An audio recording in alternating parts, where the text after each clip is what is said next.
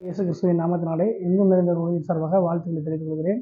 இந்த நாளிலே ஒரு வசனத்தை நாம் தியானமாக பார்க்கலாம். இன்றைக்கு ஆதாரமாக எடுத்துக்கொண்ட வேத வசனம் மத்தேயு எழுதின புத்தகம் 6ஆம் அதிகாரம் 22ஆம் வசனத்தை நாம் தியானிக்கலாம். இன்றைக்கு செய்தியுடைய தலைப்பு என்னவென்று சொன்னால், கண்கள் என்கிற தலைப்பிலே நாம் தியானிக்கப் போகிறோம். அது என்ன கண்கள்? கண்கள் என்று சொன்னால் உடலுக்கு தேவையான ஒரு முக்கியமான ஒரு பாகமாக இருக்கிறது. கண்கள் பலவிதமான நல்லதையும் பார்க்கும், கெட்டதையும் பார்க்கும். சரீரத்தில் முக்கியத்துவமாக என்ன செய்யுது, அது செயல்படுது. ஒரு முழு மனிதனையும் இயக்குவதற்கு பெரும் பங்கு வகிப்பது கண்கள் தான். அப்போது இந்த கண்கள்ங்கிற தலைப்பில் நாம் என்ன செய்ய போகிறோம், சில விஷயங்களை தியானிக்க போகிறோம். பொதுவாக கண்கள் எதற்காகலாம் பயன்படும் அப்படின்னா, ஒரு பாட புஸ்தகங்களை பார்ப்பதற்கும் அதை படிப்பதற்கும் வாசிப்பதற்கும் பயன்படும். அது மாத்திரமல்ல, வேலை செய்வதற்கு கண்கள் பிரதானமாக பயன்படும். அது மாத்திரமல்ல, குறிப்பாக இந்த கண்கள் இதற்காக பயன்படும் அப்படின்னா, ஆண்டோடைய வார்த்தையை தியானிப்பதற்காக பயன்படும். அநேக நல்ல விஷயங்களை கண்டுகளிக்க பயன்படும். அநேக சுற்றுலாத்தலங்களை போய் என்ன செய்யணும், பார்ப்பதற்கும் பயன்படும். அப்போது இது போன்ற பலவிதமான காரியங்களை இந்த கண்களை வைத்து பயன்படக்கூடிய விதமாக நம்ம பார்க்கலாம். இருந்தாலும் இந்த கண்கள் மனுஷிக்கு கொடுக்கப்பட்ட நோக்கம் என்னங்கிறத தான் நம்ம சுருக்கமாக பார்க்க போகிறோம். அதுக்கு ஆதாரமாக தான் மத்தேயு 6:22 பார்க்குறோம். என்ன பார்க்கணும்னா, உன் கண் சரீரத்துக்கு விளக்காக இருக்கிறது அப்படின்னு சொல்லி இன்னைக்கு பார்க்குறோம். கண்கள் சொல்லி பார்க்குற தலைப்பில் பார்க்குற நாம அதனுடைய எதுக்காக கொடுக்கப்பட்டதுங்கிற நோக்கத்தை பார்க்கும்போது, அது விளக்காக இருப்பதற்காக அது கொடுக்கப்படுகிறது. அப்போது விளக்கு என்றால் எப்போ வைப்பாங்கன்னா, கரண்ட் போயிட்டு அப்படின்னா, மின்சாரம் இல்லைன்னா, இருட்டாக இருந்தால் வைப்பாங்க. அப்போ இந்த உலகம் இருட்டாக இருக்குது, மனுஷனுடைய வாழ்க்கை இருட்டாக இருக்குது. பாவங்கிற இருட்டு, சாபங்கிற இருட்டு, தரித்திரங்கிற இருட்டு, பிசாசின் அடிமைத்தனம் இருட்டுங்கிற மாதிரி இருக்குது. அப்படிப்பட்ட இருட்டான அந்த காரியத்தை விளக்காக, எப்படி விளக்கு வெளிச்சம் கொடுக்குமோ அதே போல் வெளிச்சம் கொடுக்கக்கூடிய விதமாய் இந்த கண்கள் கொடுக்கப்பட்டிருக்கிறது. அதை நம்ம புரிஞ்சுக்கணும். உன் கண் தெளிவாக இருந்தால் உன் சரீரம் முழுவதும் வெளிச்சமாக இருக்கும். உன் கண் சரீரத்தின் விளக்காக இருக்கிறது ஆண்டவர் சொல்லுகிறார். அப்போ கண்கள் கொடுக்கப்படுற நோக்கம் என்னன்னா, கண்கள் விளக்காக பயன்படுவதற்காக கொடுக்கப்பட்டிருக்கிறது. விளக்கு என்ன செய்யும்னா, வெளிச்சத்தை அனைவருக்கு ஏற்படுத்தும். எங்கெங்கே என்னென்ன இருக்குது, என்னென்ன மறைஞ்சிருக்குங்கிறத வெளிச்சம் காட்டும். ஒரு இருட்டில் என்னென்ன பொருள் இருக்குன்னு கண்டுபிடிக்க முடியாது, பார்க்க முடியாது.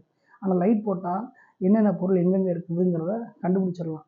அதே போல் இந்த உலகத்தில் என்னென்ன காரியம் இருக்குது அப்படிங்கிறத வெளிச்சத்தை வெளிப்படுத்தி விளக்காக பயன்படக்கூடியதை கண்கள் என்ன செய்வது கொடுக்கப்பட்டிருக்கிறது. அப்போ இதை கேட்குற ஒவ்வொரு தேவ பிள்ளைகளும், வாலிப சகோதர சகோதரிகளும், தேவ ஜனங்களை தெரிந்து கொள்ளக்கூடிய விஷயம் என்ன சொன்னால், கண்கள் கொடுக்கப்பட்ட நோக்கம் விளக்காக பயன்படும்படியாக, அநேகருக்கு வெளிச்சத்தை உண்டு பண்ணும்படியாக இந்த கண்கள் நமக்கு கொடுக்கப்பட்டிருக்கிறது. அப்போ இந்த கண்களை நாம் வேத வசனத்தின் உதவியோடு, தேவனுடைய உதவியோடு நம்ம என்ன செய்ய வேண்டும், பயன்படுத்தும் பொழுது அநேகருக்கு வெளிச்சம் கொடுக்கக்கூடிய ஒரு விளக்காக நம்ம என்ன செய்வோம், நாம் பயன்படுவோம். அந்த விளக்கை நம்ம பயன்படும் போது அநேகருக்கு நம்ம என்ன செய்ய முடியும், எடுத்துக்காட்டே மாற முடியும். இரண்டாவதாக, நீதிமொழிகள் 4ஆம் அதிகாரத்தில் கடைசி பகுதியில் சொல்லப்பட்ட அந்த வசனம் பார்க்கும்போது, கண்கள் எதுக்காக கொடுக்கப்பட்ட நோக்கம் என்னன்னா, உன் கண்கள் நேராய் நோக்க கடவுள்னு இருக்கு. அப்போ கண்கள் நேராக அப்படின்னா அப்போ என்ன அர்த்தம், உன் கண்கள் இயேசு கிறிஸ்துவுடைய வழியை நோக்கி வர வேண்டும் என்பதற்காக கொடுக்கப்பட்டிருக்கிறது. இன்றைக்கி நம்ம சைடில் அங்கேயும் பார்க்குறோம், குறுக்கு வழியில் போகிறோம், அப்படி போனோம் பார்க்குறோம். ஆனால் அப்படி இல்லை, தேவனுடைய பாதைக்கு நேராக கண்கள் செயல்பட வேண்டும்.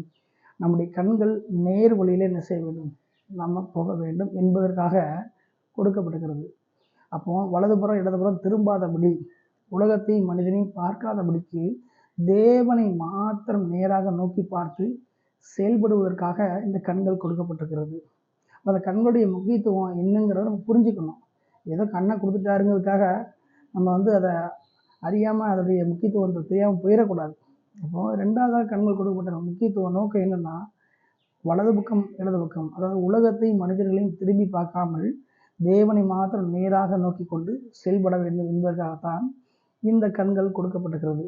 ஊழியமாக இருந்தாலும் சரி, குடும்ப வாழ்க்கையாக இருந்தாலும் சரி, வேலையாக இருந்தாலும் சரி, படிப்பாக இருந்தாலும் சரி, பிஸ்னஸாக இருந்தாலும் சரி, கண்கள் கொடுக்கப்பட்ட நோக்கம் என்னென்னா, வலதுபுறம் இடதுபுறம் அது உலகத்தையும் மனுஷர்களையும் பார்க்காதபடிக்கு தேவனுக்கு நேராக மாத்திரம் போக வேண்டும் என்பதற்காக இந்த கண்கள் என்ன செய்கிறது, கொடுக்கப்பட்டிருக்கிறது. இதை நாம் என்ன செய்ய வேண்டும், புரிந்து கொள்ள வேண்டும். மூன்றாவதாக கண்கள் எதுக்காக கொடுக்கப்பட்டிருக்கு அப்படின்னா, அப்போஸ்தலர் 10 வாசிக்கும் பொழுது அங்கே கொர்நேலியு சம்பவத்தை நாம் வாசிக்கிறோம். அந்த கொர்நேலியு ஜெபிக்கிற மனிதனாக இருந்தான். அது மாத்திரமல்ல, அவன் ஒரு தரிசனம் கண்டான் அப்படின்னு சொல்லி பார்க்குறோம். தரிசனம் கண்டான். அப்போ இந்த கண்கள் எதுக்காக கொடுக்கப்பட்ட நோக்கம் என்னென்னா, ஆண்டவருடைய தரிசனத்தை பார்ப்பதற்காக கண்கள் கொடுக்கப்பட்டிருக்கிறது. தேவையில்லாத காரியங்களை பார்ப்பதற்கோ அல்லது தேவையில்லாத காரியங்களை கண்டு களிப்பதற்கோ கொடுக்கப்படவில்லை. உலகத்தின் காரியங்களைப் போல செயல்படுவதற்காக கொடுக்கப்படவில்லை. உலகத்தாரை பின்பற்றும்படியாக கொடுக்கப்படவில்லை. தேவனுடைய ஆழ்ந்த தரிசனங்களை பெற்றுக்கொண்டு அந்த தரிசனங்களை காண வேண்டும் என்பதற்காகத்தான் கண்கள் கொடுக்கப்பட்டிருக்கிறது. கொர்நேலியு வாழ்க்கையில் தரிசனம் காண்கிறவனாக பார்க்கிறவனாக இருந்தான். அப்போ இதெல்லாம் நம்ம பார்க்குற கேள்விப்பட்ட நம்ம எல்லாரும் கண்களுடைய முக்கியத்துவம் கொடுக்கப்பட்ட நோக்கம் என்ன புரிஞ்சுக்கணும். முதலாவதாக கண்கள் கொடுக்கப்பட்ட நோக்கம் என்ன, விளக்காக பயன்படுவதற்காக, அந்த விளக்கின் மூலம் அநேகரை வெளிச்சத்தின் பாதையில் கொண்டு வருவதற்காக நம்முடைய கண்கள் கொடுக்கப்பட்டிருக்கிறதுங்கிறத மறக்கக்கூடாது.